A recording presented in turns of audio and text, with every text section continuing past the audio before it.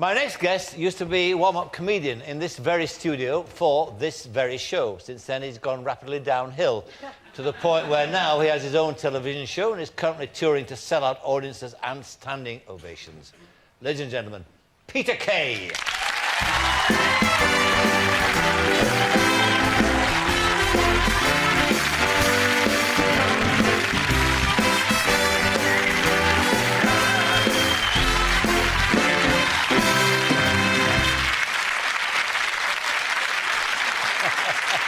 See you. You too. How are you? I'm very well. I'm very well. Sit yourself down. Is everybody all right? You can't get out of the habit, You can't, can you? No, you used to do that for a living, didn't you, eh? I used to introduce you. I know you did. I mean, you've gone rapidly downhill since then, haven't you? That is, but I'm signing on. Yeah. I'm signing on this morning. Joining the queue, are you? You're lucky I could fit you in. Job club. I bet you, what... Because your Sorry, dad came down, didn't he, from the... My dad, yes, my dad came down for his 50th.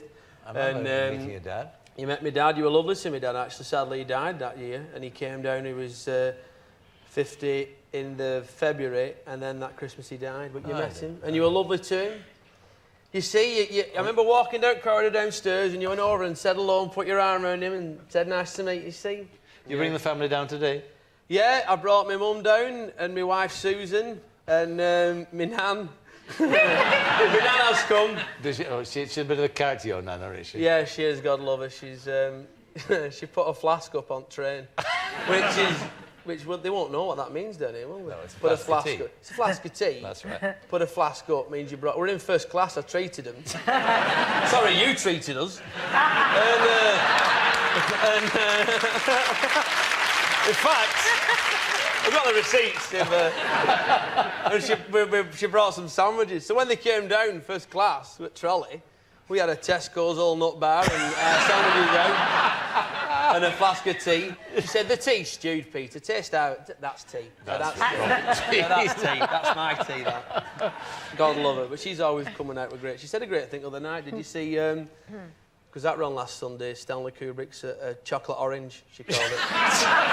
Did you see a chocolate orange? Stanley Kubrick. She calls them VD players. I'll have to get one of them VD players. Where do you get all your material from? I mean, now, No, precisely. I mean, you just... I mean, you do...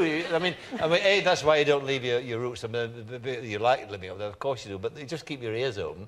And it's all there, isn't it? Yeah, well, it becomes... I don't know where you get it from. My mum went to the library and said... woman said, your Peter's doing very well for himself, but he's always really quiet when he comes in here. It's a library. It's a library. What does she want me to do? Can I just return these, love, please? I think one of them's overdue. Do you want to check? What can you do? It's a library. But things like that are great sayings, you know. Oh, you wonderful. can't. Mum, I'm going out. What should I say if anybody rings? Tell them I've gone out. Well, you know. Do you take notes? Do you remember things and jot them down? Or? Yeah, I kind of... Susan, my wife, whenever we go to... We've been to tons of weddings. Susan's Irish Catholic like me, and we've been to... You're always going to big family do's, and I'm always just scribbling away on the table. So stop it. But you can't write it. No, so you you've got can't to. write it, no. Susan's brother said... We went on our honeymoon. I got married last year. And Susan's brother said, Paul, he said... did you enjoy your honeymoon? I said, yeah, first week were good, but second week weren't so good, because it was September 11th we went away. Said, first week were good, second week weren't so good. And he said, how long did you go for? I said, fine enough, Paul, a fortnight. But I love it. Is this... Is it free? Absolutely. Well, you pay your licence fee, so it's not really, is it? I suppose. But Prepaid. it's lovely.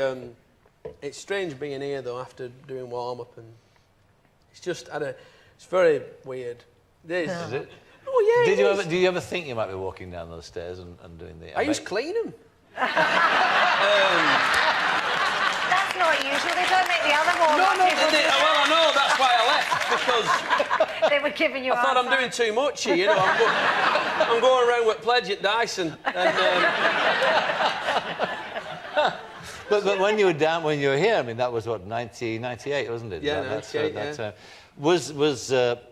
Was the Phoenix Night bubbling away in your brain then? Was the notion of it coming to the front or what? Well, no, because I mean, I always worked at part-time jobs all my life, and I mean, it's not that my mum and dad didn't encourage me to be a comedian, but I could never settle in jobs because I were always, after about 4 months, I'd get sacked. Not for like, usually because I couldn't do the job, because most of the time, I was spending most of the time.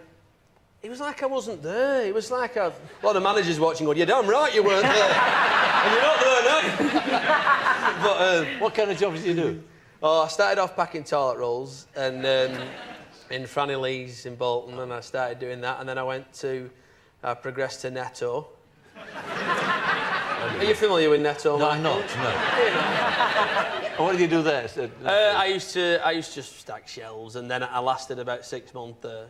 And then I had all kinds of jobs: theatre box office, cinema usher, bingo. Worked in bingo. I used to wash cups, and I got sacked from there for putting wrong fluid in dishwasher, and they come out dirtier than when they went in. But there were some great stories at bingo, which I used in that piece of cake thing. I remember one night, because I used to send you out collecting like cups, but when they're playing bingo, like you shouldn't.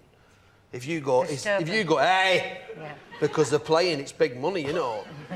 And it's like religion, you know, and they'd be collecting. I remember one night I were up, and this woman, something happened, I don't know, she must have had some kind of, but she couldn't take it, or what, I don't know, but she had some kind of, she fell over, off a chair, you know.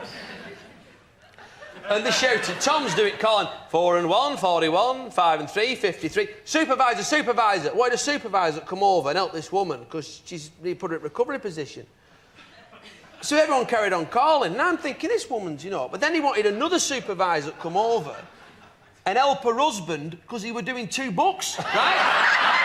He were doing his own and his wife's, and he couldn't manage. You know, 2 books. Scandalous. I'll tell you another one. I used to be an usher. £2.40 an hour and all the sweets I could eat, I tell you. I used to tell people endings of films as they were coming in. I'd say, there you go. I used to rip tickets and thread them through a needle. I'd go on a course. And I'd tell them endings of films. I'd say, there you go. 2 for 6 cents. I didn't think Bruce Willis would be a ghost. Enjoy the film. You know. And you'd love this. You used to get people in coming up to kiosks with prices. What's that about? That senior citizens. I said it's like a Mexican version of Cocoon. Senior citizens. But once we had a guy come in one Saturday afternoon. He came in, this guy, and he had a. God love him. He come in and he said, I don't feel very well. He said, and I think I'm going to have a fit. And I went, oh, God, oh, God. And he came in and he went into, we put him in the corner and he lay down. They went and got the manager and projectionist, Alan, he was from Job Club. And he was only partially sighted dwarf projectionist I've ever met in my life. He had a pair of binoculars and a stool. And they went and got, oh, you were a diamond, They went and got in and they came down and saw this man, put him in recovery position. What are you doing to this poor man? No, I'm telling him, no, listen. And then, but listen to this, we had 200 kids in Toy Story. So I said, what are we going to do? Because if they pile out and they see him here, they'll be all pandemonium. They rang for ambulance. So I said, what are we going to do? And the manager said, get that. And it were a 6-foot cardboard cutout, a flipper, right? And they carried it over and they sat it in front of him. And all kids come out, you know, and I said, oh, God, you can't do that, you know, that's awful. And paramedics come and said, where is he? I said, he's over there. Behind Flipper, you could just see his head, you know. So, oh, no. We shouldn't laugh at You should, no, you shouldn't laugh at it. No, you shouldn't laugh at it. We're not laughing at him. No, we're not. We're laughing at the Flipper. Flipper. But I love working at cinema.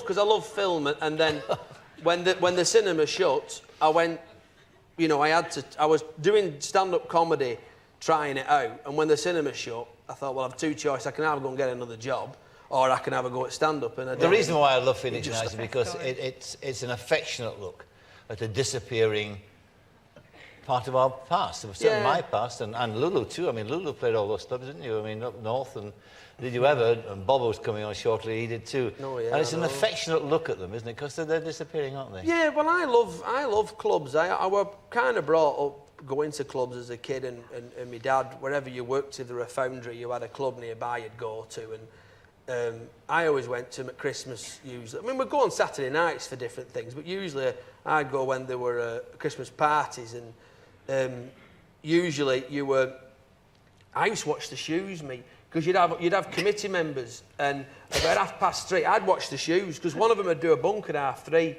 and he was usually Father Christmas. And then they'd always say, can I have the 11 to 12-year-olds for Santa Claus? And we'd go forward, and then we'd go in, and then we'd sit on the knee, and say, so what do you want for Christmas? You go into the vault, into the room, and say, what do you want? And then I'd say, it's you, innit, Graham? Because I'd recognise his trainers, you see. And he'd say, all right, sod off, don't ruin it for other kids. Just take your toy and go, will you? But I love that. And I loved... My dad always used to go to clubs. I remember one night we went to the club and my dad... shocking wind. I think that's Andrews, that. Your mum used to make fizzy orange with Andrew's liver salts. Orange cordial. Oh, no. I know, yes. Oh, yeah, paid for that. But my dad once went to a club, I'll never forget, he said there were a guy on stage singing, I think he was called Tony Colorado, and he was giving it like, it's really great to be back here, that knows. It's great to be back in England. I've been in America for about 20 years now, that knows. And it really is good to be back here. That knows. Letting it slip, And he was singing, I think he was singing Wonder Are You, Elvis. And I remember my dad, getting right into it, he was singing away. And he got right, and he big finish, organist. That's the wonder of...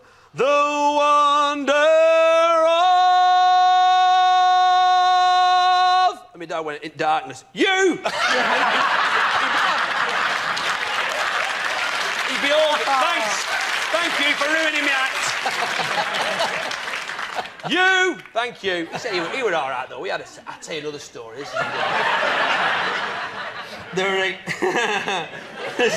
is funny, this. There's a guy in a dressing room, and an act come in once. I was showing a dressing room with this act. And he'd come in and put his bag down in front of little heater on the wall. And this is where I got idea for Brian from this. And it blew back, this heater. There was a guy on stage singing, Welder by day, Neil Diamond by night, And he's singing, don't go changing the track. I stand up for this, can I? Do you mind? No. Don't go... I can't. I'll go here, because you won't see. Hang on. I'll put it back. Don't go changing to try and please me. You never... I'm in the dressing room. He puts his bag down, and heat blows back. Bang! All lights go. You can hear it he runs down, man. He blanks it. What have you done?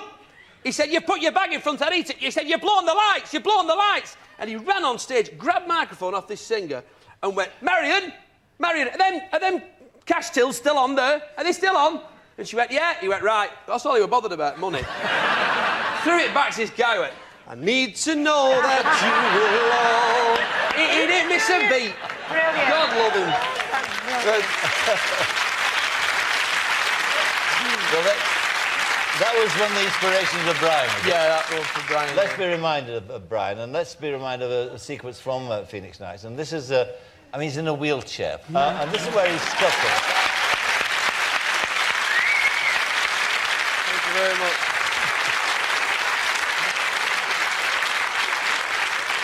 It's a lovely, affectionate look, that of a disappearing part of the North. But why is he in a wheelchair? I don't know.